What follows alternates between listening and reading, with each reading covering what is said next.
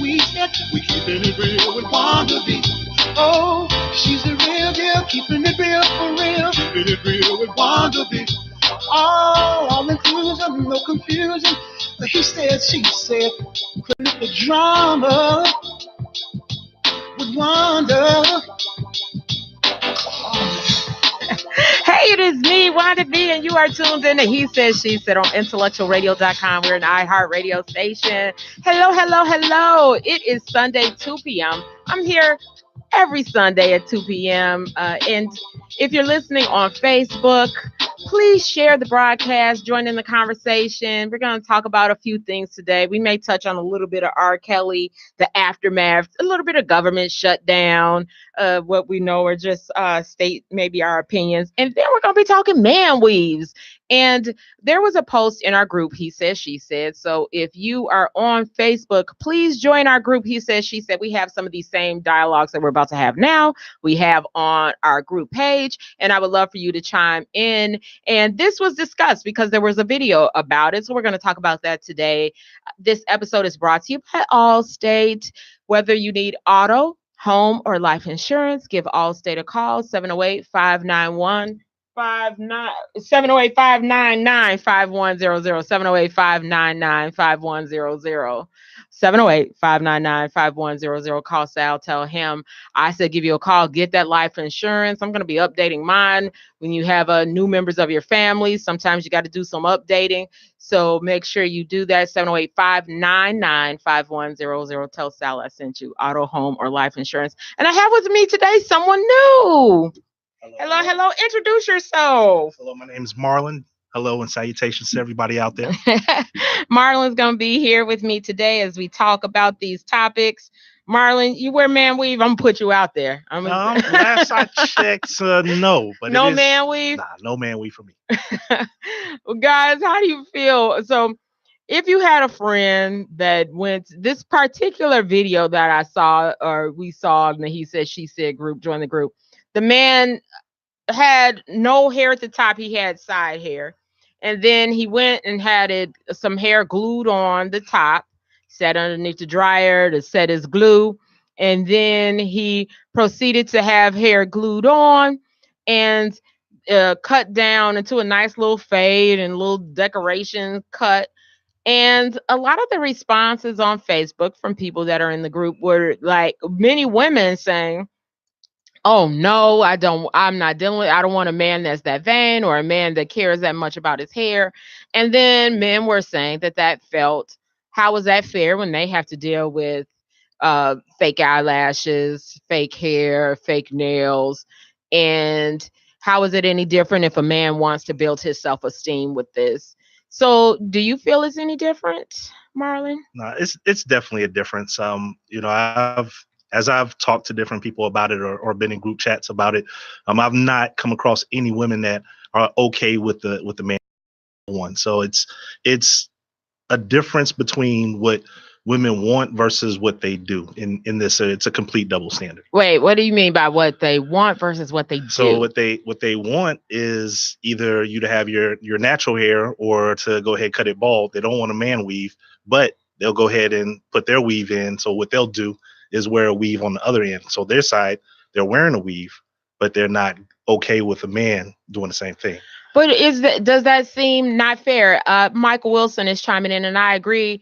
I may agree with what he's saying, and thank you, Michael. If it makes him more confident, why not? I do think, and our dear super producer Earl Winfrey, we've had this discussion once that you can tell the difference of a woman with and without her weave on. That sometimes when they get their weave, they have a whole new. He even says that about me when I throw on a wig every now and then. He'll say, "Oh, I'm talking to him differently, and I'm in here with a whole nother attitude when I throw my wigs on." And then, if it builds confidence, is there anything wrong with that for a man? Why is it not okay for a man to have that confidence builder? I mean, I don't see any reason that it's not okay. If you see some of these videos, some of these man weaves or hair replacement systems, as they're called in some circles, they take years off of the way a person looks. So they'll they'll reduce their age from maybe looking 40 to 30, maybe 50 to 40. So people just feel a little bit better. They feel a little youthful. They feel a little, I got a little more edge to me. I feel a little more comfortable approaching women, talking to women. I feel a little more comfortable in every aspect of my life, whether I'm interviewing for jobs, whether I'm out trying to meet people or dating people. I just think about it recently as I date.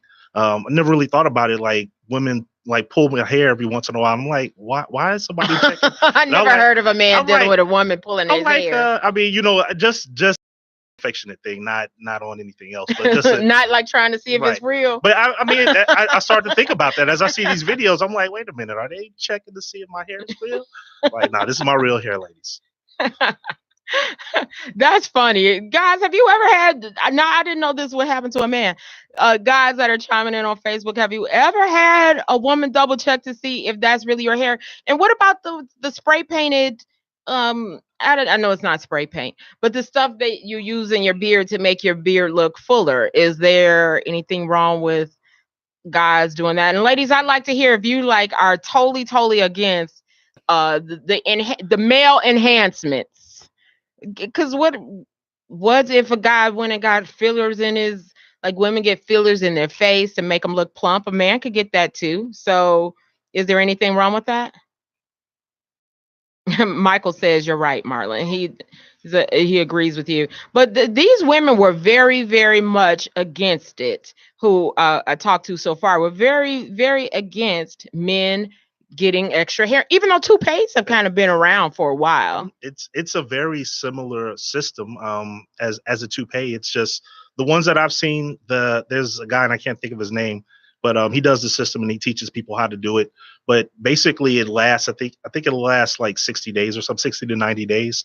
And yeah, they put the hair on and then they cut it down to style to match your natural hairstyle. I think as long as it matches your natural hairstyle. I've seen some of the guys that had not in person, but these videos, and it is amazing. Nothing wrong with that. But to the spray paint or some of these other products, I think if you just look like a shiny shield, your head is shiny because you spray painted everything on, I think that's a tacky look. That's a bad look. But if it looks natural, like, go for it. Jamie Foxx recently was on the Ellen show, and it was very, to me, obvious that it was not actually all his, or I guess it's yours, but just some enhancements, it was some extra color. It was just so black that no persons, or someone told me this, and someone maybe on Facebook can tell me if it's true, told me that most people have dark brown hair, that there is no on a African American person, there is no black hair, it's actually dark brown. So when his was so charcoal black that it was kind of obvious it wasn't real, and women really don't like that. It seems to be somewhat not fair. I agree. I think there's a popular video circulating, a popular picture circulating of Genuine as well, with his beard super full and not necessarily looking as natural. And that kind of goes back to that point. If it looks natural, then I think it's a go. If it doesn't look natural, I think leave it alone. But to the double standard, it still is. It's a complete double standard. I mean, to your point earlier, I mean, when men are meeting women, they got fake lashes, fake eye color, fake hair. They've got body enhancements. The person that you actually see isn't the person that you are getting to know. So on the other hand, if it's good for the goose, it's got to be good for the gander. But what sets us apart then for being female, and do you think of men being a little bit more rugged in the way? And I'm going to look for the comments because Pam Frederick, I hope I can mention your comments. Some women almost felt that it was too, what, I will bring up what Brian Howard just said. Brian said, "Hi, Brian. Thank you for chiming in. I don't know where you are in your truck driving life, or where you're hanging around, but thank you for tuning in." He said, "I have been called soft and I thought it said fluffy, fruity, soft and fruity for my grooming routine. I shampoo and condition my beard daily and scrub my face with volcanic soap." A friend girl told me that I'm too soft for a man to be doing all that. And so, is that wrong to think a man is too soft for selling for his manscaping? I mean, there's a lot of schools of thought on it. I mean, me personally, do what works for you. If for manscaping you have a 70-point regimen. I mean, I've got 70. different friends, especially like with the beards and different all kind of products that people use and stuff like that. That yeah, they spend a lot of time manscaping, if you will. And I mean, if it works for you, it makes you feel comfortable. I mean, keeps you clean, looking fresh. Then do what works for you. I don't see the problem with it. I guess it can become an issue once you start sharing sink space and you've got as much stuff on your sink as the woman's got on hers. And at that point, then maybe you have to have a conversation.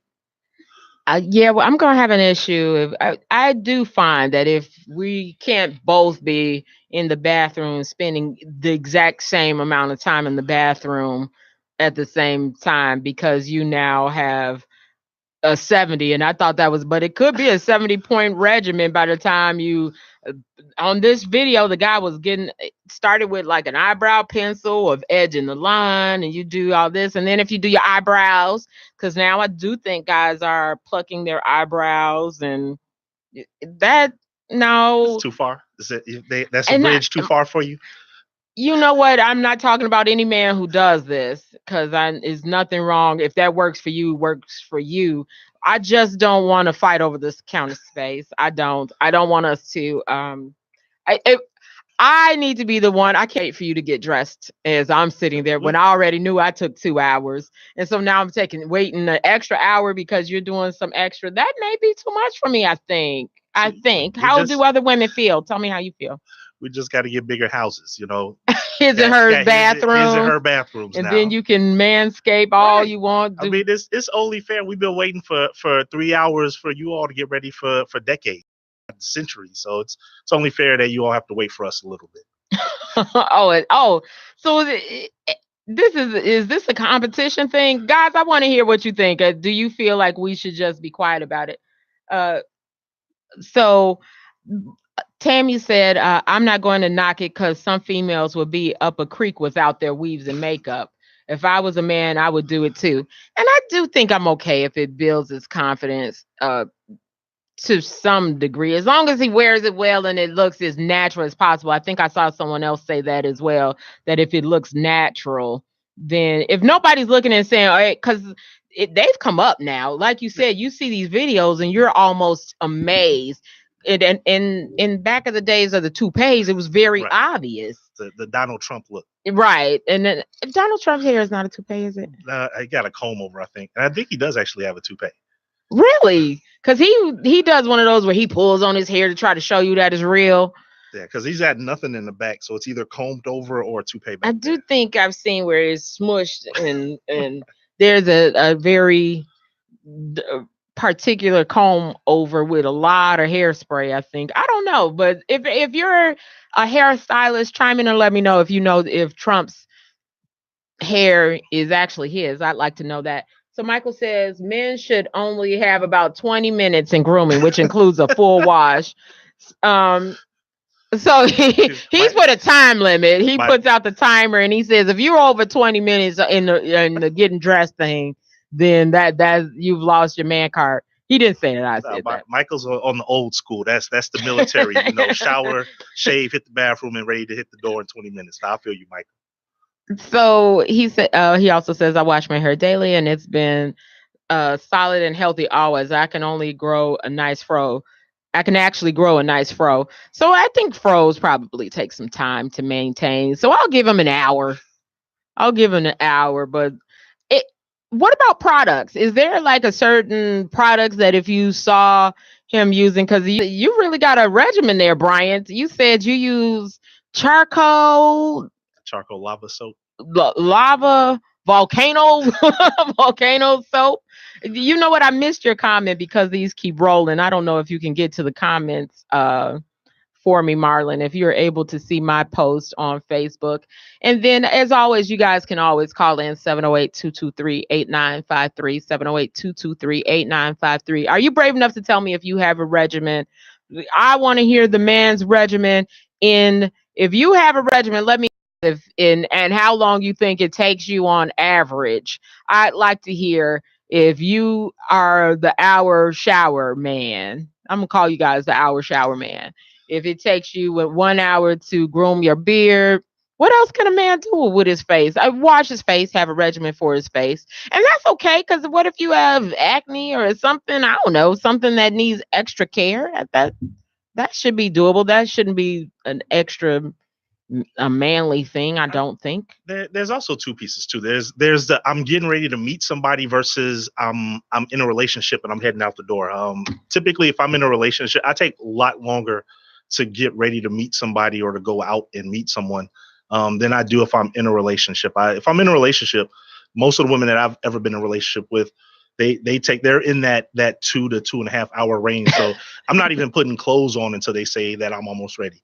And to Michael's point, then it's probably 20-30 minutes in and out the door. So you a lot that she is a woman, and I was about to say female, and I know females get upset when you call them females. So I quickly tried to correct that to say women. Women get upset when or men get upset when they have to wait. So you've a lot for the waiting time that when she said 10 minutes, it's actually going to be 30. Correct. And you're going to allot for that time so you don't have to be mad over. No, I'm not, because I mean you sitting around fresh, ready to go, pulling up your clothes and whatever, waiting to get ready. So no, I'm until you say I'm almost ready, then I'm gonna go I'm gonna take my shower. All my clothes are gonna sit out and go watch the game or whatever's on, have me a beer, and then I'm gonna put everything on when you say you're almost ready. That's funny. So Brian said, I lost my hair at 23 and I'll turn 30 this weekend. Oh, happy early birthday. Oh, and I do have some birthdays. I'll have to give some birthday shout outs. So happy birthday, early birthday. You'll turn 30 this weekend and you're going to invest I'm going to invest in a man unit. I miss going to the barbershop and barbershop experiences. And that is awfully young. A man unit, is that what they call them? Where do you get a man unit from, Bryant? Or you sell hair, don't you? Do you sell man units, or you have to go have a man unit custom done? Ladies, if you found out he had a man unit, how would you feel? Brian, do you think ladies will have a problem with your man unit? That doesn't sound right, but it is. They do refer to it as the unit. When I was watching the video of the guy who sells them, and I can't remember if it's a man unit, but they do. I think it's a custom. It's like a custom hair unit or something. Is it really called a unit? Because you could mistake units. I'm gonna stop. Take a picture, right? Thank you. I'm not gonna have it. The crazy pictures up on Facebook. Are they called units? That doesn't sound right. On average, if I'm going out, I take a little longer, but just everyday grooming is about 20 minutes. So for the average, thank you, Corey. For the average guy, it sounds like 20 minutes is it. They're on a 20 minutes. That is no way I could get ready in 20 minutes because my makeup alone is 15, 10, 15. So okay, so makeup. Women just have more layers. Well, you got 10 to 15 to do your makeup, and then you have to go back and touch it all up. So and my hair too, because after I'm done with my makeup, then I gotta go back to the hair. And then the hair alone, though, is maybe an hour on its own. But that's why women wear weaves, and I'm here to tell you. That's why they wear wigs and weaves, is to cut down on time. The hair is already done. You just have to put it on top of your head and walk out. Ready to go. Or the curls don't fall. You don't have to worry about humidity as much when you have weaves. So we're actually doing this for you. Yeah. That is funny you say that. It's funny. I was talking to some friends about women. They say that all the time. We're doing it for the men. The lashes, the weave, the makeup, all of that stuff. And the reality is, we're gonna check for you if you don't have none of that stuff anyway. So you do it for you, and kind of ways to the double standard. If you're doing that for you, and a man, to like the gentleman who said he lost his hair at 23, he's doing it for him. He's not. And yeah, I'm sure that it probably helps him in the dating scene and stuff like that. But he's doing it to boost his confidence. And the same thing with women, with the hairstyles, with everything that they do. You all do that for you. Now, do we appreciate it? Yes, we appreciate it, ladies. But you all do it for you. Oh, ladies, let me hear. Ladies, if there are any women out there, are you wearing eyelashes, weaves, wigs for you? Or are you doing this to get attention from men, because I do believe some men are more, even though I hear a lot of men say they're more attracted to the natural woman, but it seems that they look more at the women who aren't all natural. We're visual creatures, so we're gonna look at what's attractive to us. But if you can come out and there's women who go shopping in pajama bottoms and t-shirts, and they're getting checked for by men. So it's whether you dial all the way up to the level 10 or you just woke up and rolled out of bed, it's a man that's checking for you. That's true. So Corey said, plus I'm bald with only a goatee, so it's easier for you to get ready. Corey, I want to know, do you manscape your goatee? Are you putting conditioner? And Brian, now I understand why you put so much care then in your beard, because after losing your hair, you be very nice to your beard. You gonna treat your beard right, because I got this way, but the only hair I got left up here. I'm about to treat you like a king. So happy birthday, Joe Evans.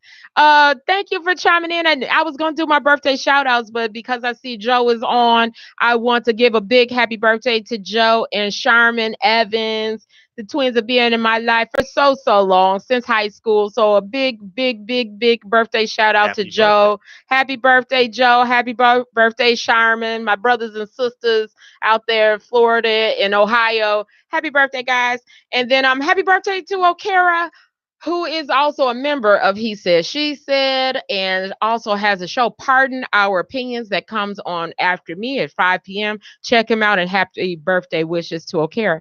So, Joe, do you know any guys that wear man units, and how do you feel about that? Well, don't say you done. You're not done, birthday boy. So the men are wearing them is because they're better versions. Probably more men would wear a man unit now than the days of the toupee, because they're just so natural. We probably don't even know. Us ladies probably don't even know that a man has one on. That's why y'all pulling our hair. You trying to check. I'm not going to check. Oh, let me, yeah, you can, okay, yeah, no, because I'll be upset if I find out. I don't want to find out the hard way. I don't want it to come off in my hands. Or you probably look so different, like the men who wear hats. I even think I'm cuter with a hat on than without one. So the men that wear hats, and then when they take them off, they look so totally different. I think the man unit may be the same way. You take that off, and would you still like them if you found out that's a unit and that's not really? So the double standard, Joe, is with that women are so against it, and it'll be a woman with a weave and lashes on who is totally against a man having I don't want to call it a unit. I'm gonna call it a man weave. I think it is a man unit, though. I think it's called a unit, but in my head, it's I don't have the cleanest brain for some reason. I don't know why. I know. Forgive me, y'all. I know it's Sunday, but my brain doesn't go when I say man unit. I don't go to the top of the head, so it doesn't compute right when I say man unit. So I'm gonna stay away from it, because I know that may be what it's called. Yeah, if they need that man unit, we're in all kind of trouble at that point. Well, my daughter goes to a barber to get her hair cut because she likes to keep it shaved and her little curliness at the top.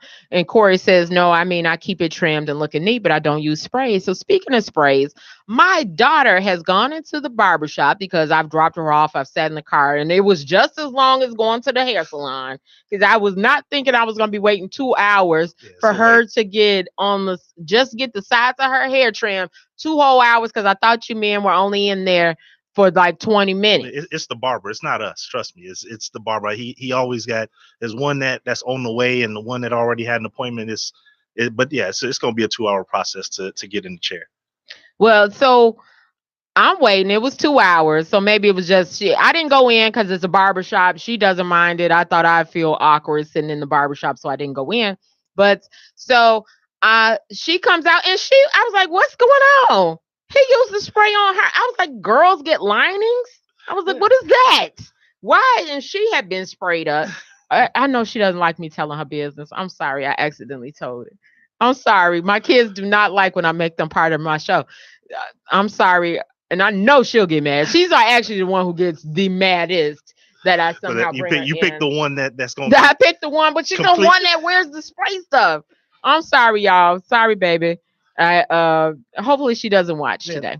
The sprays, yeah, I don't know. I can't see the sprays because to the point what you were saying about Jamie Foxx and some of these other um, celebrities and stuff like that. If it doesn't look natural, I just can't. If I had the spray on, I wouldn't feel confident. I'd be worried about if I start sweating, is it's going to run off? Rain, you right, get caught in the rain, right, and next yeah. thing you know, you're Nah, losing. can't do it. And I don't think it's anything against. I really don't think if it makes you feel better and you're working on your insides, because I don't think it's always right to work on your outsides to have more confidence, and at the same time not be putting that due diligence into building that confidence. True. With or without it. And so I do believe that that's important, and that's a constant part of this show, is to be the he said, she said. And we have our certified life coach, James Borshade. He's not in the house today, but he's always paying attention. So he would, I think, also agree that as you work on your outside appearance, that you also work on building that on the inside. But I think sometimes ladies even feel better, guys feel better just going to the barbershop, period. Whether they're adding anything, I see them walking with a different chest out and taking their selfies after leaving the barbershop. And I think it matters to men as well. A fresh haircut, a fresh trim. I think it's a comedian, Spice Adams, that's on Facebook and stuff like that. And he does a little skit of what it's like when you go to the shop versus come out the shop. And you have a little swagger in your step. You feel a little bit better. It is. It's like you go in feeling like Superman with kryptonite. You come out feeling like Superman and you can fly. So you definitely got a little something when you come out the barbershop with a fresh cut. So Joe Evans says, birthday boy, yes, they out here dyeing the midnight black and drawing it in different looks. But these 60-year-old dudes, then the hats, you know me. Women have been made to feel so inadequate as themselves due to movies, TV, models, and the new extra on fleek look. Yep, those lineup spray stuff. No, I'm going to leave them alone. I think after talking to you guys today, I'm going to have a whole new thing. If that builds their confidence with a little spray, because I'm known to flip on switches every now and then. Or okay, every day. Forget y'all. I'm known to hop on with some glue, some extra lashes to add a little glam to the look. Why am I gonna get mad when I got put on a little extra midnight black on his beard to fill up a little space and make it look even? Why is it? It's so not fair. It seems like it's just not fair. I think eyelashes is probably the critical component where you can probably compare whether it's for you or whether it's for them. Because I think if you polled 100 men and asked them how they felt about fake eyelashes, you're going to get 90 or better to say they don't like them. So when women wear fake eyelashes, it's definitively for themselves. And so to your point that you're making, if it makes a man feel better about himself, then go do it. I mean, it's you only got one life to live. So and that is not going to make or break anything. So if it makes you feel better about how you move in society, how you move around your job, around your workplace and stuff like that, it might be a little awkward. You come in, one day George Jefferson, and the next day, you got high top kid and play fade, but you work it out and do you. Well, what about Brian Urlacher? Brian Urlacher went to he had money. Yeah, he got money. And so I feel he may have had confidence, but he went and got a man unit. He went and had some plucks. Surgery. He had the actual surgery to have the hair. Does that say something about his confidence? Or because when you have money, I think money helps build confidence. No, probably not. Maybe. I think a lot of men just like to have hair. I think in my close friend group, I think we're about split 50-50 of us that have hair, us that don't. And the ones that don't have hair, they're bald. They're not trying to hold on to it. And I don't see none of them getting man units.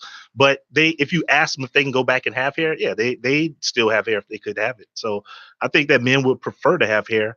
And this gives men that want to still have it the opportunity to have it. And now that you say that, reading Brian's comments, my son is 27. I'm really just putting all my kids out there. I'm sorry. I shouldn't say this. I'm going to say it now because I done already done it. He lost his hair probably. If he's 27, his hair is gone now. So I think he may have lost it between 23, 25. So he lost his hair. So he doesn't wear anything to I mean, he just cuts it down. He doesn't wear a man unit or anything. But I could see if you lost it at a young age and you missed it, you didn't have it long enough to really enjoy it, that you Right. want to maybe add a little. But I say this, but I don't know if But I knew a man had one, I would like it though, and that seems double standardish. it is double standard. Because But it also, so not having hair generally eight adds years from just a physical appearance to a man. So when you put hair back on a person, it then brings them more youthful. So you talk about somebody that lost their hair in their 20s, so now they look like they're 30 plus. So yeah, I mean, I can definitely see somebody in their 20s and 30s wanting to have one. Once you 40s, 50s and up, go ahead and let it go, bro. Unless for some reason that's what you want to do, but at that point you should be, to the point you made earlier, comfortable with yourself. So if you're doing it for a reason, you just like the look, then cool. But if you're doing it because you're not comfortable with yourself, you got something else to check on. So Corey said, I think the double standard lies with the weaves part. Weaves are normally thought of for women, so there is a feminine portrayal, and that's true. So for a man to have a weave, it could be misconstrued as feminine, and maybe that's. I think Corey, that is the point. I think that I wouldn't like, and maybe that's what hence the name using unit instead of weaves. Correct. Is to give it a more masculine name for it than weave. But it does add a femininity a little bit to it when you think that he's getting a weave, because it's more known for women. And if we went back to maybe calling it a toupee, we wouldn't feel as. Right. And I don't know why they don't call them toupees, just because of the application process. I don't know. Joe said, but guys do it because they feel inadequate for other reasons or can't stand seeing gray in their beards. But hair weaves, that wouldn't go well in Florida. The humidity, what it likes to fall off. Well, Chicago, you do well. It's cool here. You can throw on a hat. When Brian Urlacher got it, to me, I liked him better without it. Now, it's about how you feel about yourself. So I'm not going to say that, because I know 21 people will tell me that I look better they can't even tell if I got on the lashes. I look better without them, and I don't care. I'm going to go buy them and just plop them on my face with that glue, and I don't care what y'all say, because I know that's for me. Now that sometimes the hair, I don't know, that's for my laziness partly too, because sometimes I don't want to comb my hair. So part lazy. I know that's for me. I'm going to be honest. I know that part is for me. So Joe says it is a preference to have hair, but once it goes, it's gone for men. And that's true. And that is hard. For women, is more not susceptible, acceptable for us to add and go and sew some extra long and to go right back to being short the next day.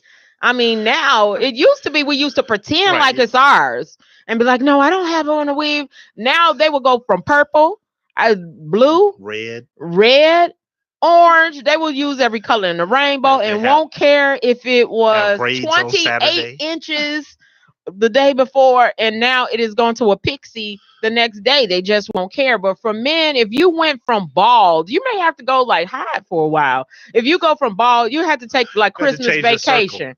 Change your whole circle to come back with the man unit. Find you right before you get you a new job, then you go get your man unit. Change your whole circle. New friends, new life, new me. 2019, new me. So Brian says, I use olive oil dry spray. You really have a regimen. Precision razor, beard hot oil. You treat your beard good. Lemon oil for aftershave. It takes you an hour on your beard. It takes me an hour if I'm going out and 30 minutes if I'm going straight to bed. I have a King Lioness beard and it's extra coarse. And I can't see, so that word I'm going to say means something that lioness. I can't see it, but that is a lot of time on, because it's not even a lot of hair in that little spot. You spending, so going out, and that's good to know, ladies, that the guys go an extra. So you do a little bit extra when you're going out on dates. Yeah, I mean, if I'm going out on a date, then yeah, I'm gonna make sure whether I go to the shop or whether I cut my own hair, my lining's right. I'm gonna make sure make sure that I look good and I'm fresh. So when she sees me, she's like, yeah, okay, man, yeah, this is my date. Let's go get it. But if it's just me, I might not spend as much time or do all of the extras. And I mean, I think that in lies a double standard too, because like you said, you would look at a man a little sideways if he's taking the same amount of time to get dressed as you get dressed. And that to the point that I said earlier. Now, if I'm in a relationship, I'm not going to take all that time to get ready, which is this kind of bad too, because I'm saying, well, whatever, you get less than if I'm just meeting you and I'm going to give you the full experience and take all the time to get ready that I need to. But yeah, I mean, it is.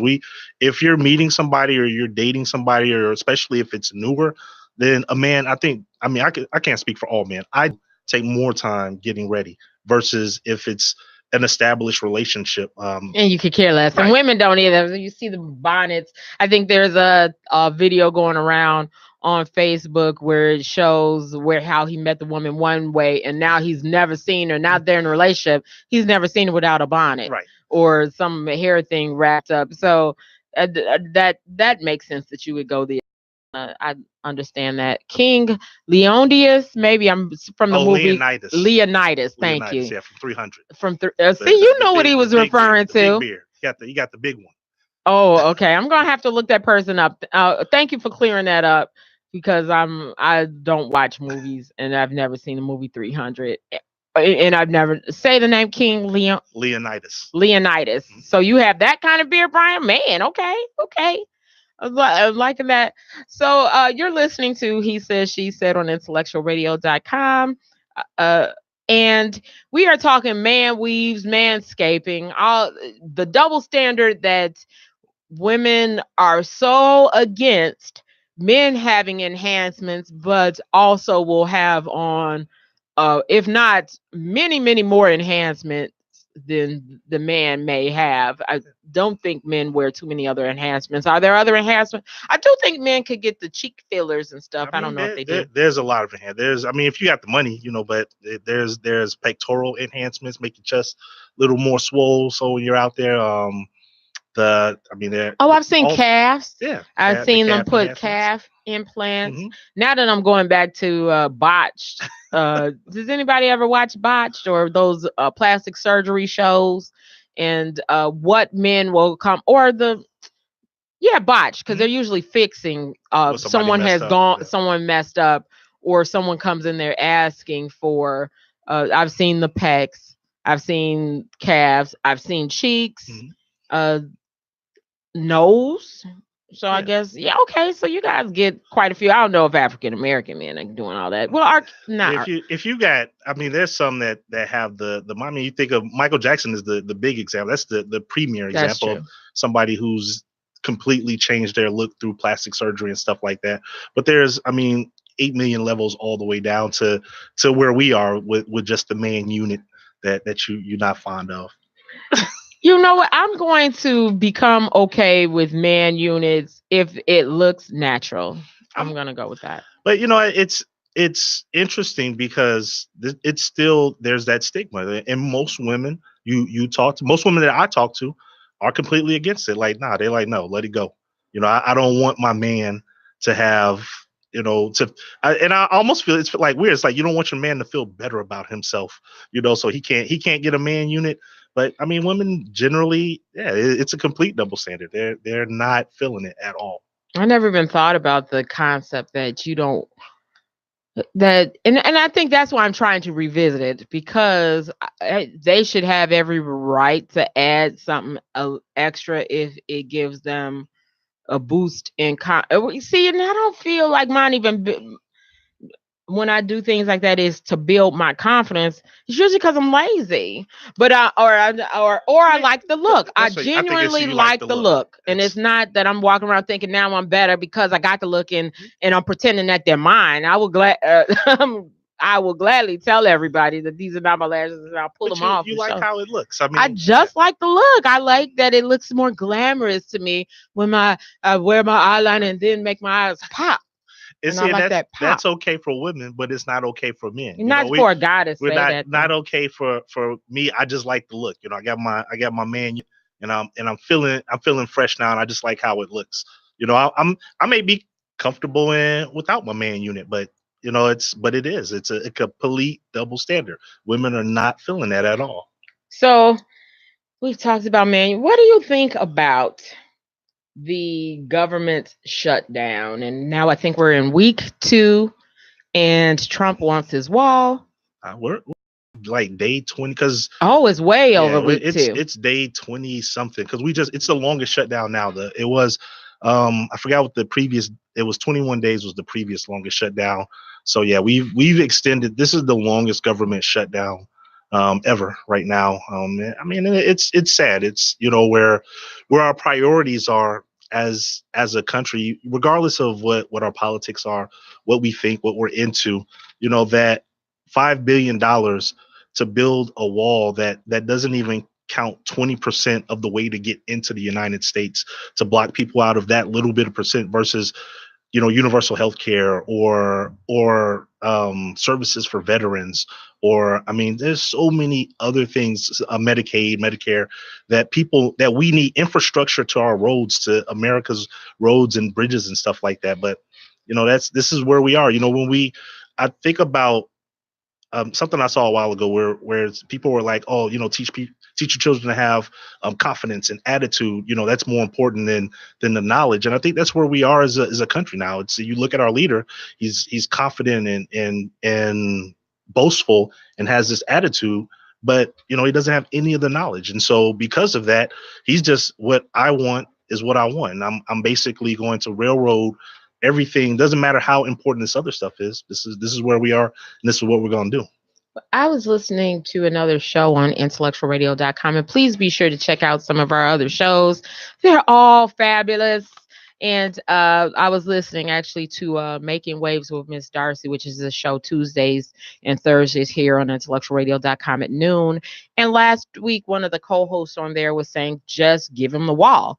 I mean, we have so many people who are affected by this, that we have people who can't pay their mortgage, take care of their kids. And if we just gave him his wall, we would put so many people back to work in this. And what does it hurt to give him his wall? It hurts a lot. I mean, it's you start talking about precedent. So now, you know, the next time that he wants something, or the next time that another president wants something, then we're going to hold the American public hostage.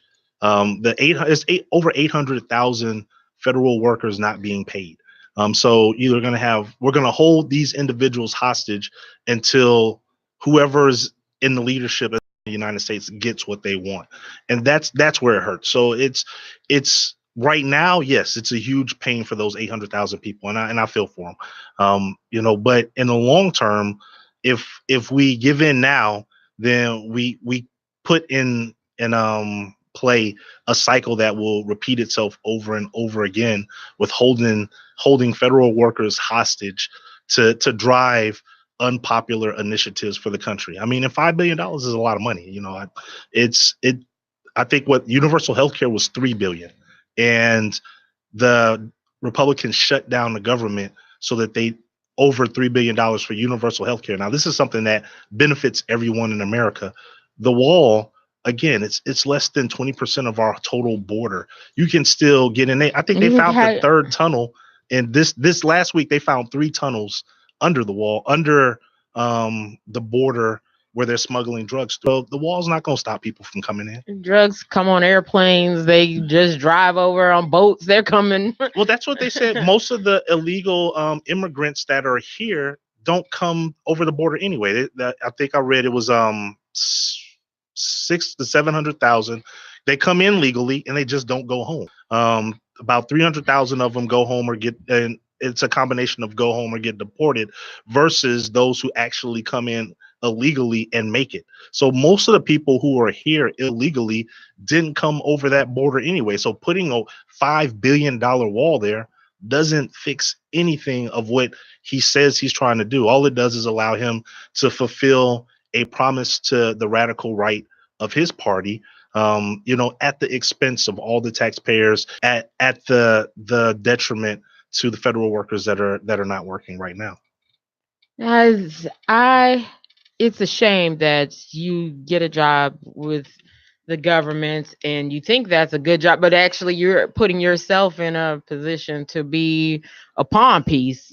And does anyone know that when they take a job, that I now become a pawn piece for you all to fight over? And So do you think there's something more to the wall then? Because this giant fight over something that only affects 20% of the population at most, do you think or he just likes to win? Is it because he just likes to win? He just likes to win. That didn't sound right, but he or is it something that he gains from the wall bigger than what he's saying? Or is it just because he made that promise and he wants to fulfill a promise he made to and during the campaign? I think it's all three. Most importantly, it's he likes to win. He likes to be able to say, "I told you so. I told you we'd get it done." I'm this great Donald Trump, and I did it. I stuck to my guns and I put it to the public, and we got it done.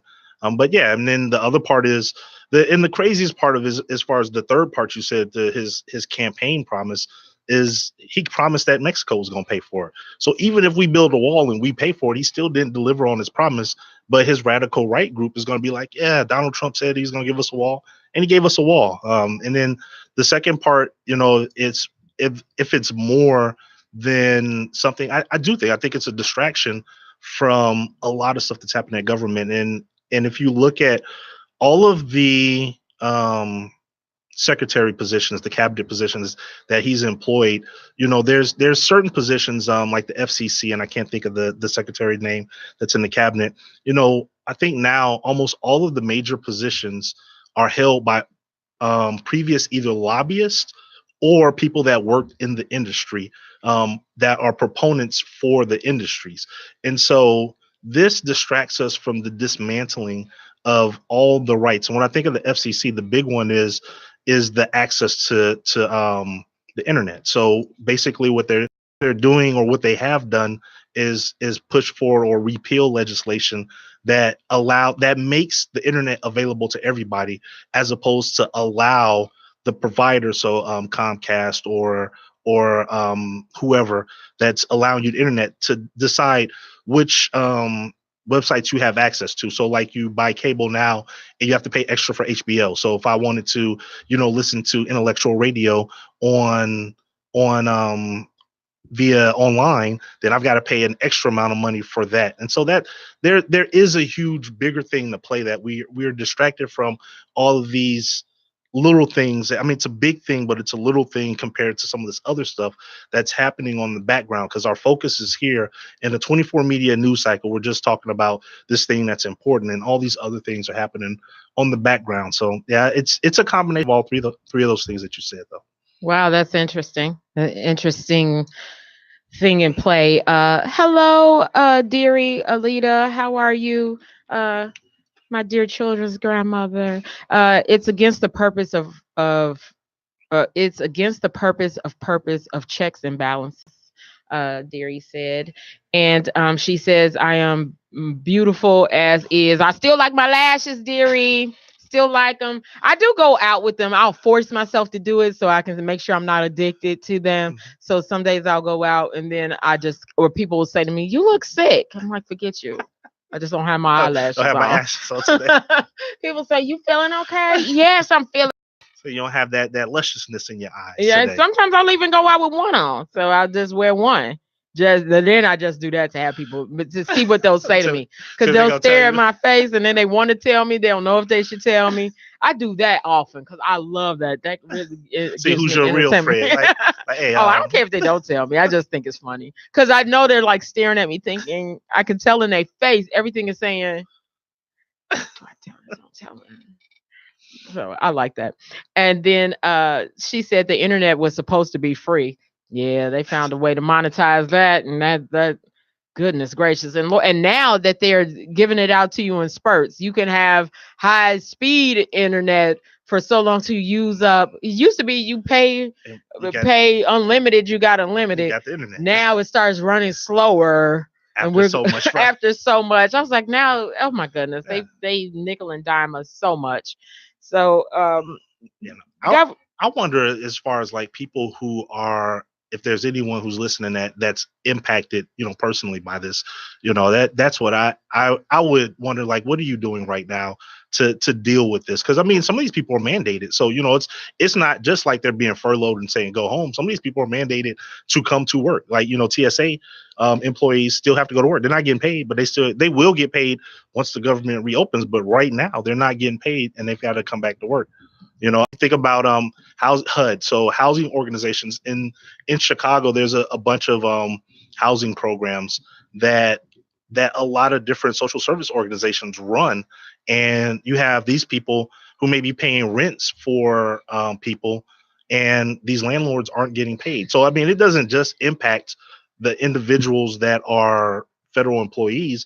It impacts everywhere that money passes through, and that's the part that kind of is difficult, to swallow from a leader that my wall is more important than my people. And that's all he's saying, because he's not it. All studies and all information says that the group of terrorists that he's saying to come through and kill us all from Mexico are not coming through to kill us. So it's his wall is more important than the American people. That's what it boils down to, So to the idea of give them the wall. I mean, you think about America's stance. We don't negotiate with terrorists. And I mean, that's basically, we're being held hostage. The federal workers are being held hostage over a wall. That's exactly what's happening right now. I agree. I say don't give in, but also I'm not affected. So I would like to hear from people who have a government job, TSAs, anyone affected by, because I don't know what it feel like to go to work every day and have to go to work every day, and I'm not getting paid. Woo! You gonna get a different kind of work here. Everybody through. Yeah, we're not checking no bags today. I'm not checking bags. What is in there? Your shoes. Don't leave your shoes on. Just gonna buy. Come on. You're not gonna get quality work from the unpaid worker. I just don't see it. I know. And then they said they've had to shut down terminals from people calling off, because I would be using every sick day. I will use every sick day. I'm going to be sick. I'm not getting paid anyway. So I feel badly, because I hate to say, let's just see this out, but I'm not the one who can't feed my children or pay my rent or so I don't know what to say here, but I absolutely do feel like we just can't give him what he wants, because it just sets a precedent, and they're going to continue to always do this to us if we allow it, because obviously it works. If we show them it works, then it's going to be an easy tool to use against us. But I'm not the one not getting a paycheck. So I'd like to hear from you on what you guys think about that. And then it does sound so easy to say, just give them the wall. So, but I feel like we're going to pay even more down the road. Just like he said, Mexico was going to pay for it, and now it's coming out. What if it's not $5 billion and now it's $10 billion to actually build it? You don't even know how much this wall really is going to cost you. He's just talking, build a wall. Correct. He probably has no real budget for a wall building. And then what happens? And drugs are still coming in. We have a $5 billion, $10 billion wall, because it's probably going to be double, $20 billion wall. And we still have the same crime, everything will remain the same. I look at stuff like this in like Pentagon contracts and stuff like that, and I think about all of it is it's follow the money. So if you look at the internment camp, so kind of a side note of where we've been stopping and detaining these quote unquote, illegal immigrants coming across the border, we've created a whole micro economy where now you have to house these individuals, you have to feed these individuals, you have to provide healthcare and schooling for children and stuff like that. You got to teach them English and all these things. So you have these groups or organizations that are politically connected that are starting these businesses to house them and stuff like that. And same thing's gonna happen with the wall. It's a way to pass taxpayers' money to my friends. I'm the president. I get to see where or oversee where I need this money to go, who gets the bids. And, I'm gonna make sure that this $5 billion wall that costs us $100,000 to make, but somebody's going to make, $4.9 billion in profit off of. Goes to my friend Right. who helped fund my campaign. Exactly. And I promised him that I would get this through, and you fund my campaign and help me win. And I'll take care of you. The presidency, and I got you with that wall. I'll get your wall for you. And you're right. I mean, that actually makes a lot of sense as to why he's so adamant about needing the wall. Because he's given us no other proof is needed, and he couldn't get Mexico to pay for it. I mean, he really touted how they were going to do it, and they said from day one, we're not doing that. Mexico was like, nah, no, we're not paying for that. You can kick rocks on that one. Mexico told us up to jump. That one. And then why get mad at us like we're the one holding up your wall when it's crazy. It really is crazy. So I just hope for the government workers that are affected by this, that this I don't know what can happen sooner, unfortunately, because he's walking out of meetings. He's not talking. It's like either I get my way. There's no middle ground. There is no, well, let's build this. It's like, I just need you to say, I'm going to get my wall. He's not coming up with any alternatives for this. What has to happen is people that live in red states, or people that have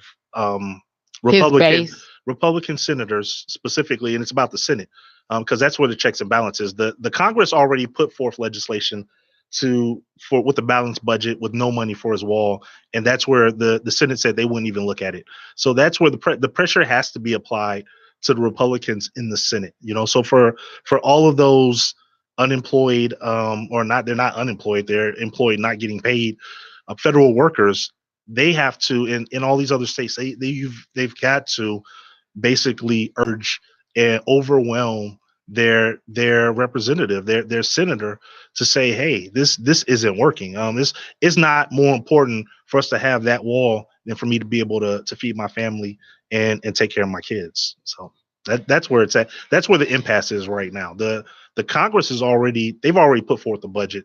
It stopped at the Senate. So if Congress and Senate the budget, he can veto it, but then they can override it. But it's the Senate is the crucial piece right now. I don't see a bright horizon with this right now. Not at all. Alita Deary, she said it can be built. There are places where the terrain is not suitable for a wall. There is already a fence there. So if the fence isn't like stopping them, what? And then he's even raised the issue over what kind of material. I'm gonna have a concrete wall. No, it's gonna be steel. It's like, huh? I think that's the part where you really look at the president, and people talk about all the time about stuff being wrong with him. Like, what's wrong with this guy? It's like, this is what you are focused on. He's picking out, he bought a new home and he's picking out the tile that's going to be in the bathroom. It's like, this is a wall. Like, what are you talking about? $5 billion wall. What are you talking about? It's going to be laid. We're going to have gold, trim and overlays, and we'll have LED screens at the like, what are you talking? It's a build. I mean, even if we choose to build a freaking wall, but just build a wall. Period. It doesn't have. We don't have to design it and know whether it's steel or concrete. Because if it's to keep people out, what difference is steel or concrete? Your fence isn't working, right. So I doubt your concrete or steel wall and you got barbed wire at the top of this already. They had in the most recent drug tunnel they found. It started at I forgot the city in Mexico. It starts there in a building. It goes underground and it comes up in New Mexico into a factory. So literally they go into a building, push their drugs out, and come out into another building in the United States. So it's like, okay, what's your wall going to do? What's it going to stop? It's not stopping. I mean, and that's not even. Drugs wasn't even one of the main reasons for the wall. It was to stop terrorism. Right. It wasn't like he said, oh, this will end the war on drugs, right, and we'll clean up our streets. It's just the people who may cause violence, where when you look at who causes violence, they're already here. The terrorists who bomb country music things, right, or parties or shoot up already live here. They all have a specific. Most of the people that are killing mass killings in America have a specific demographic, and they're not coming from Mexico.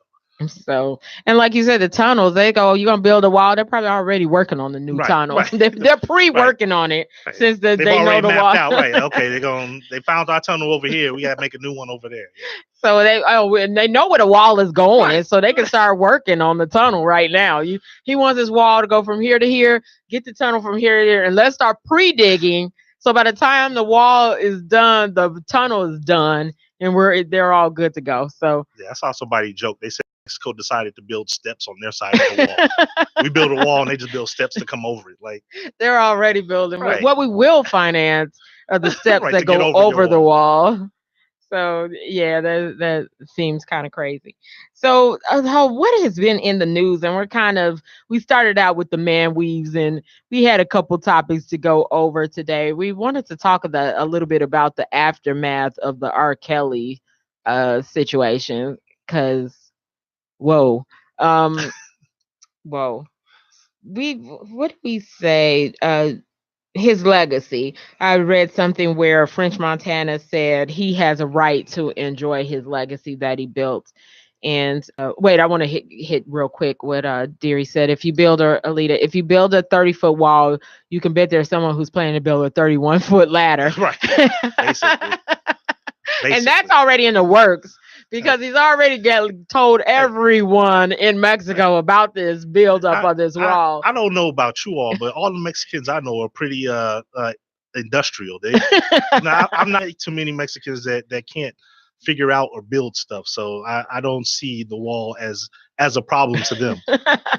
Like you said, and they're probably working on it as we speak, because he's laid out the material. So they said, "Oh, this is concrete, so let's get whatever. We'll have a hole." I mean, they probably have already put all of this in works, and since they said we're not paying for the wall, they're already got their budget. They kept their money to get over the wall, like you said, that 31-foot ladder already being built as we speak. And not to stop us from moving on, but it's like. I was telling Wanda earlier, my father I grew up a military brat. So, I think about, like, I was in Germany at the time that the wall came down between East Germany and West Germany. Really? Yeah. And so it's crazy, to think that here we are as America, constructing a wall, constructing the same type of wall in a sense to keep people out, and that it's in. You look at it in historical context, it takes on a whole different meaning. It's like we literally are the bad guys of the world right now. We used to hear about, the Nazis and the axis of evil and all these, like, it's like America is almost the bad guys in the world. We're going to build walls. We're going to keep people out. We've got, I forgot how many people held in internment camps, basically down in Texas, and I think they're all in Texas. It's crazy, to think that that's where we are as a country, as the United States of America. It really is. It really is sad, and the government shutdown part is just the worst end of it, because I cannot imagine. If, as Toussaint Warner says when he's on the show, the average American income, or what money they have on hand, is $1,700. And so many people living check to check, that missing a check or missing a couple checks could be just detrimental to so many. I think it's missing 3 checks can basically make you homeless. I think that's what can't remember what study. I'd have to look it up, but I think that's what it is. It's missing, not that it will make you homeless, but it can. Missing 3 checks literally can make you homeless, because even if you get the money back, everything that you have to then go work back to get out of the hole, right, with interest on it, because is he going to make everybody not charge you late penalties because he's the reason you're late? No, not at all. I mean, if you were, getting things repossessed, your car repossessed, whatever, that's tough. That's a tough road to a path to be on right now. I mean, yeah, my heart goes out to anybody that's in that situation. You know what? The more I talk about, the more it really just sounds, when I think about having been in situations of living check to check and being without three checks, and then if for the people that are single parent Yeah. households, and No income coming in whatsoever. You just I mean, you're unemployed employed. and you have to go every day. You have to go Oh my goodness, this is just evil. They all the way make you around. get up every Monday and look forward to the job that pays nothing. Nothing. That's that. You know, having got paid. Yeah, that's tough. And even like you said, the back pay won't help you backpedal out of the hole you're in. All this just horrible. So you're listening to He Said, She Said on IntellectualRadio.com, and we've been talking about some of the things happening in the news, some of the things that happen on social media as we keep up with the memes and the videos that go across social media. And the man weave one just kind of struck a chord with me because of the double standards of how women still are so adamant against them, yet the wear them themselves. That was I found kind of interesting. And then we were talking about the hot topics that have been in the news, and to run over one of the last ones that has been very popular. I don't know if popular is the right word for it. Is the R. Kelly situation, and it's not an easy thing to stand on in this situation, but one thing I found somewhat interesting as we talk about the aftermath of it is the being stripped of the history of the things he's created, his legacy. And if they some of his music, I don't see anything wrong with bump and grind, I get, but the legacy of the song I Believe I Can Fly, from graduations and weddings, and I mean, if everything goes down, much goes down with him. And I'm not saying he's not deserving of it. I'm not choosing a side of guilt or innocence or how uh, horrible the crimes that they say he's done or has done against him, just the aftermath of it for everyone else. So what do you think, or the sides people are taking over whether you should continue to listen to his music? Now, I stopped a long time ago personally.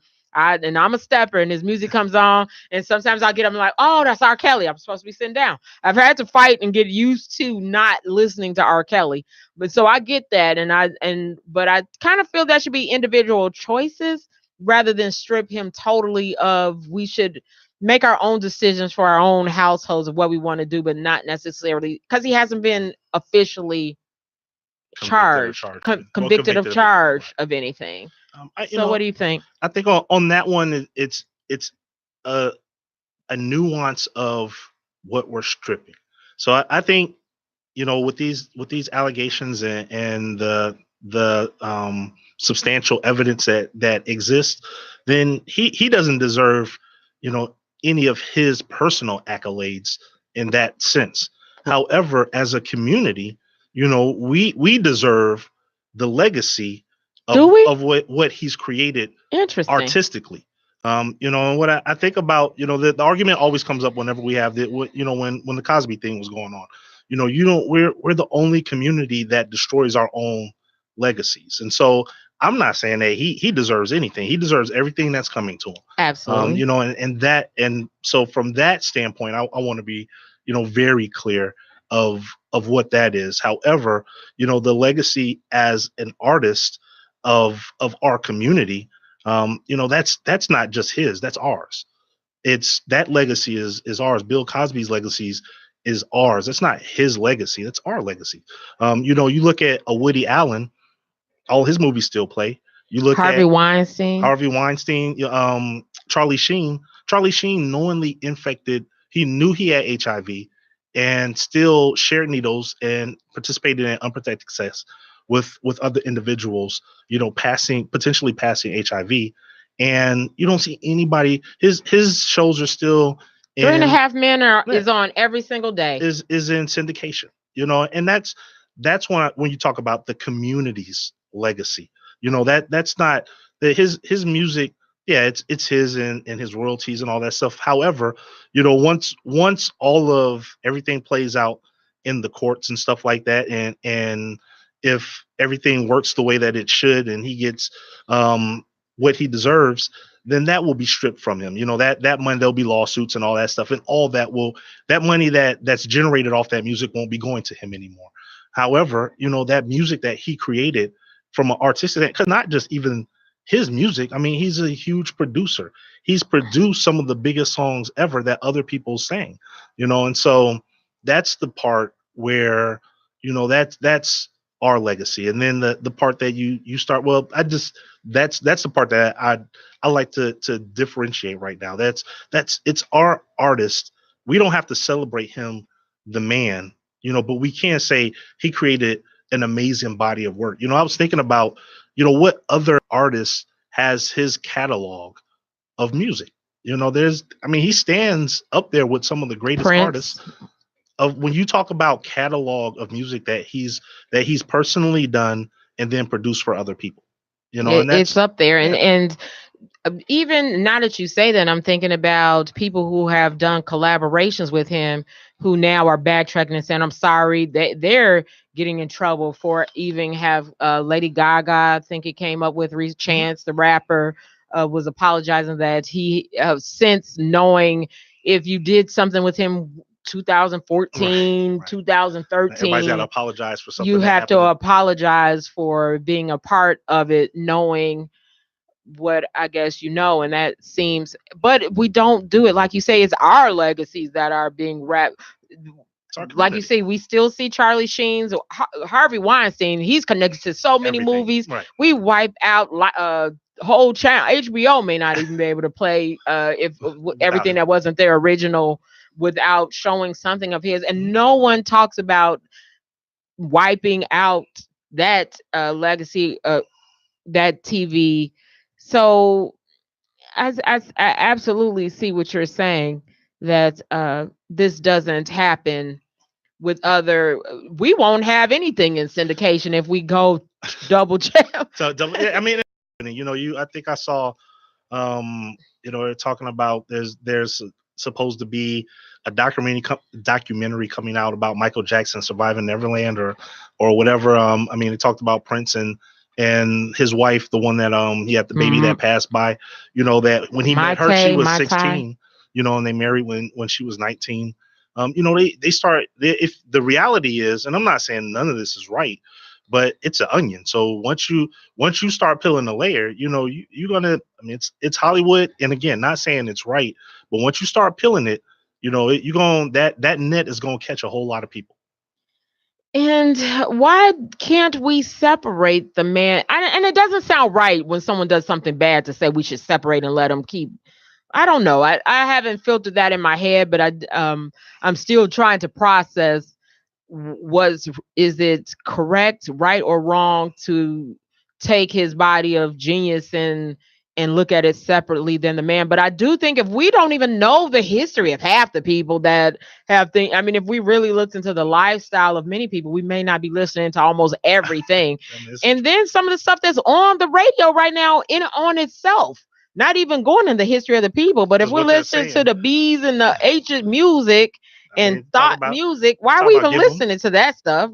They're saying basically give a woman drugs and then have pop sex a Molly with her while she's under the influence of drugs. But that's okay to listen to. But then you go back into the history of, so it all seems very odd.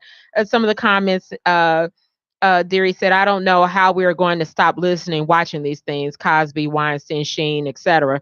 Right? It's very, they're going to keep making money from it. So they're not going to stop us from showing it. There's a few parts with the R. Kelly piece. So, it's he generates a lot of money for, a powerful group of individuals. So, they're incentivized for him to keep making money.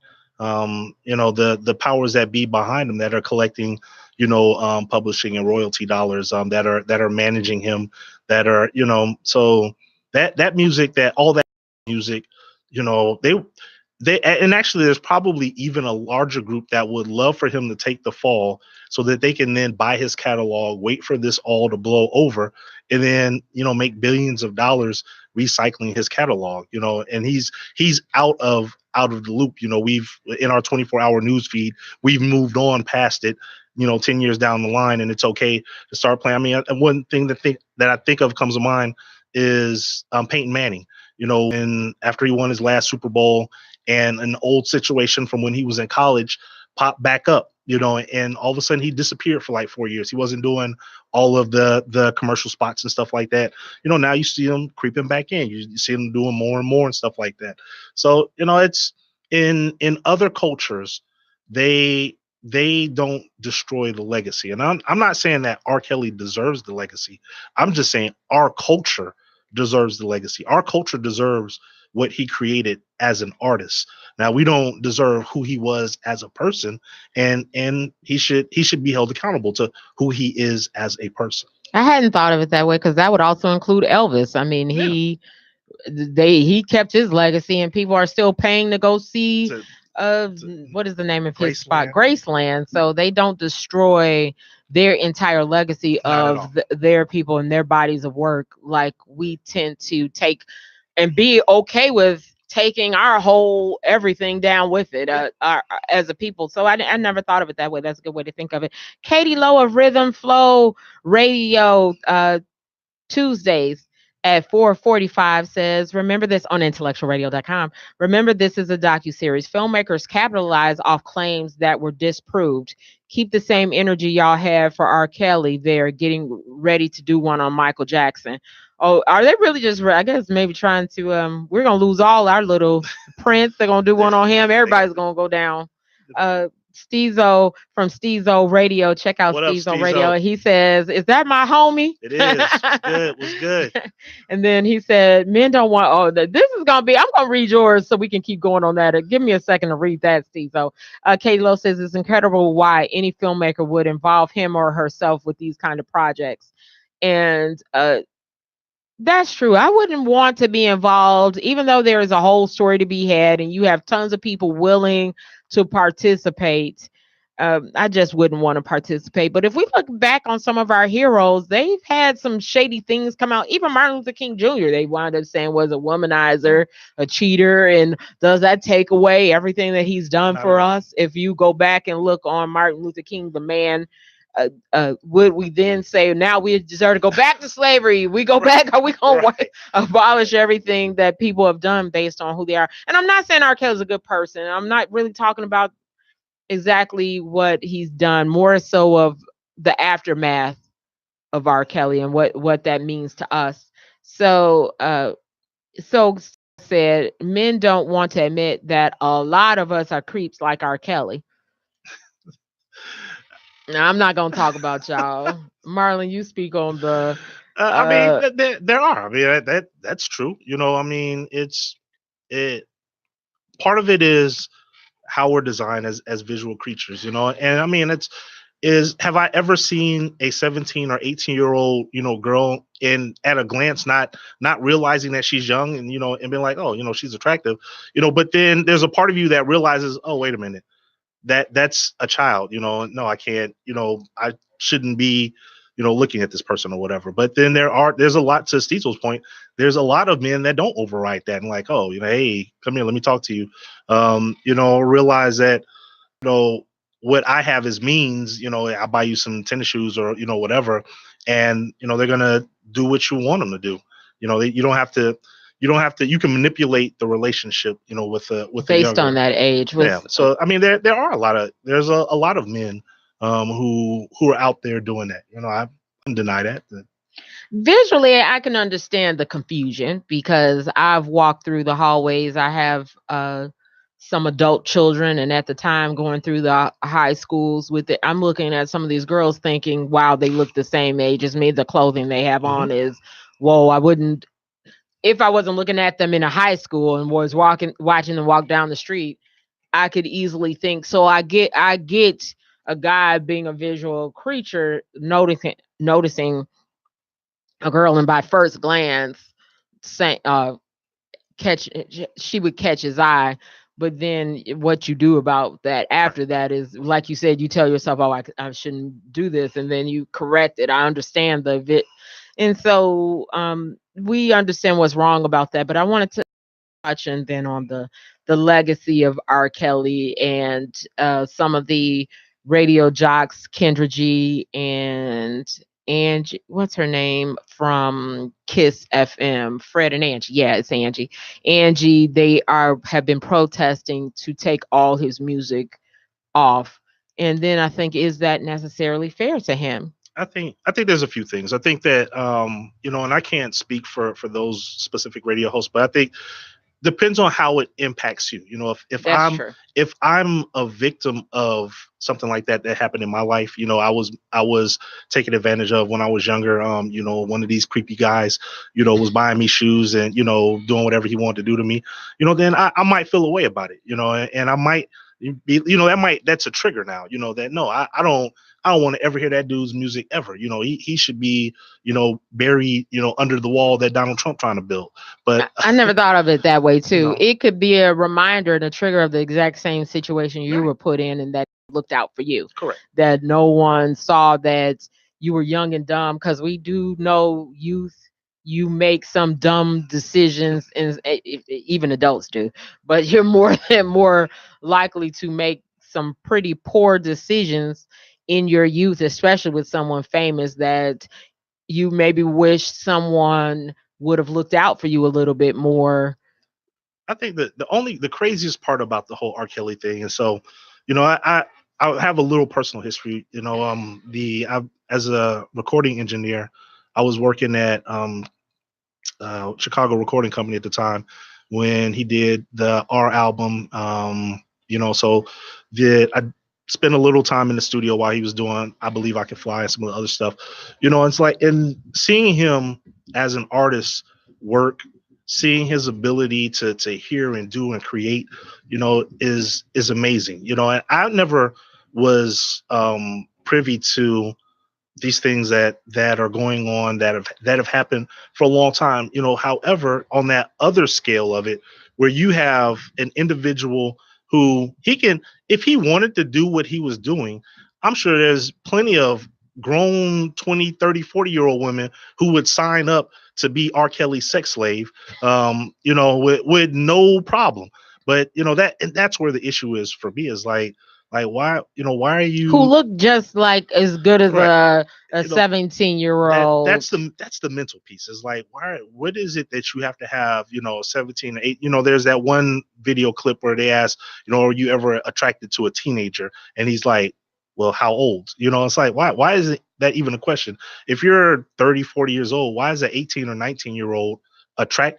There's one thing to say, yes, she's beautiful, that's a beautiful young lady. It's another thing to be like, yeah, I want to take her home and do something with her. That's two completely different things. But so that's the part where, yeah, he deserves everything coming to him in that respect. But his legacy is not just his legacy is ours. His legacy as a music legacy is ours. We It's all in own that. history with Correct. all of us, just as We own that. Elvis's is in history. So when we take it away, when we completely destroy and say we're not going to play his music, we're not going to listen to anything he does, we take something away from us. We take something away from the next group that's coming up that wants to create music, that wants to do something. We take something from them to be able to build on, to be like, this was from a music stand. Because I don't think people are like, yeah, R. Kelly. When they say R. Kelly is one of my, when they ask you, who do you listen to? Inspiration. And when they say R. Kelly, I don't think they're thinking about, yeah, what R. Kelly was doing down in his Atlanta mansion with the teenagers. No, Right. no clue. They're thinking about what R. Kelly was doing in the studio, and so that's what you're taking away from a legacy standpoint. Now, he doesn't deserve it, but we deserve it. We deserve that legacy. But but is it still a life lesson for that person, that if you're going to create legacies, or anybody running for office, anything, Yeah, that don't have any dirt.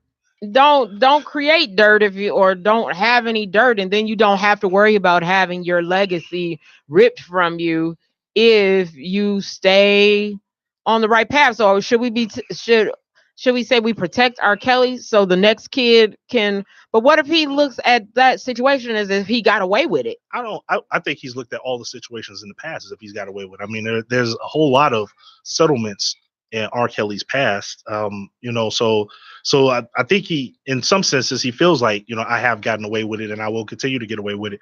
I don't think that legal punishment is out the question for him. I think that he deserves the fullness and thereof of whatever legal punishment that we bring to him, or that the justice system brings to him. He's a black man, so he goes in the justice system. He's going to be armed with a lot of money to fight it, but in a court of popular opinion and with witnesses and with anything that can be demonstrated as actual fact, that's a losing scenario for him. And why shouldn't it maybe be treated the same as James Brown, who goes to jail for tax evasion, but you don't get rid of all his music? I mean, But yeah, I mean, it nuance. I think that one's a little bit different. I think the ones where you talk about Elvis, because we're talking actual victims. There's Correct. the government. Right. Government is not a victim.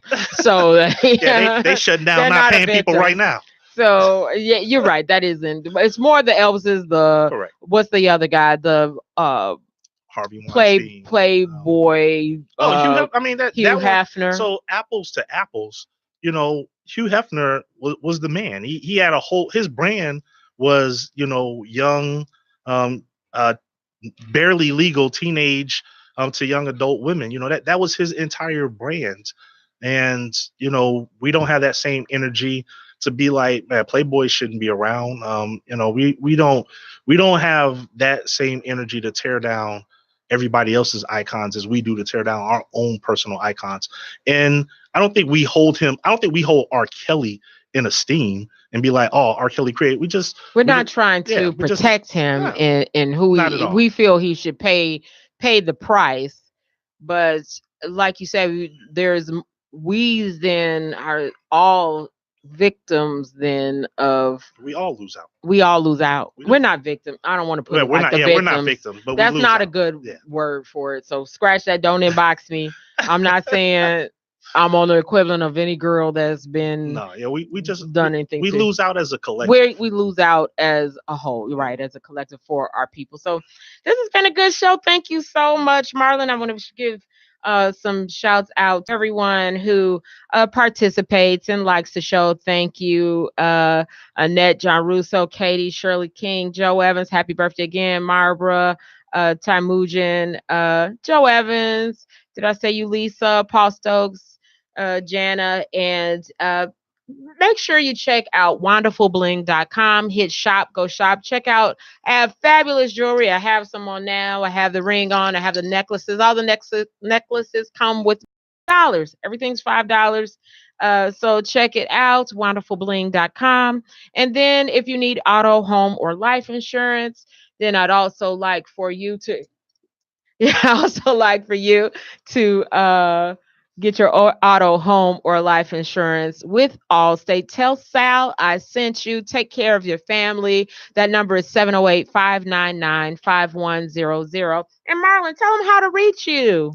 I'm kind of an internet hermit, so I don't. Okay, they don't have to reach you. Don't reach him. You can reach me. and then she'll let me know. I'll let him know that you've been reaching out for him, and because he's going to go back into his shell after this show. He is a hermit, but I'm not. So Wanda B, check me out. Wanda B, like a buzzing bee, on Facebook. I have a couple pages. Like, be my friend. And then check out wonderfulbling.com. Wonderful, like my name, Wanda,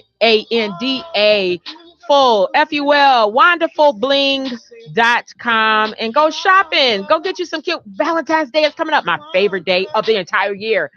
Go shop for that. And then he said, she said, join our Facebook group, chime in, tell us your opinions on topics. And then I'd like for you to come back here to He Said, She Said, and check out everything on Intellectual Radio, because I'm telling you, we have a plethora of shows that will interest you. So check out IntellectualRadio.com, and then come back here 2 p.m. on Sunday, same place, same time on IntellectualRadio.com.